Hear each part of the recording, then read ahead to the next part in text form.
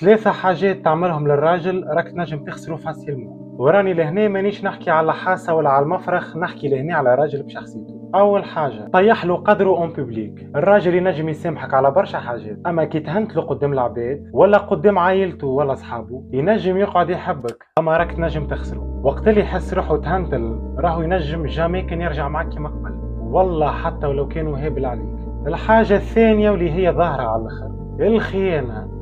وذي مانيش نحكي فيها برشا خاطر هذه ظاهرة على الاخر، اما في كلمتين الراجل راكي تخون وتخسر افيزر. والحاجة الثالثة واللي هي للمعرسين، انك تستعمل العلاقة الحميمية كوسيلة باش تأثر عليه ولا باش تعاقبه. كان تستعمل الحنانة متاعك كسلاح والقرب اللي بيناتكم تستعمل كوسيلة انك توصل اهدافك معاه، يولي يحس روحه ما عادش مرغوب فيه، وبطول المدة تنجم تجي واحدة اخرى تتلهوث عليه. واللي عندها اي سؤال ادخل بروفيلي، تلقى مون ايميل، كونتاكتيني. والسلام عليكم ورحمة الله وبركاته.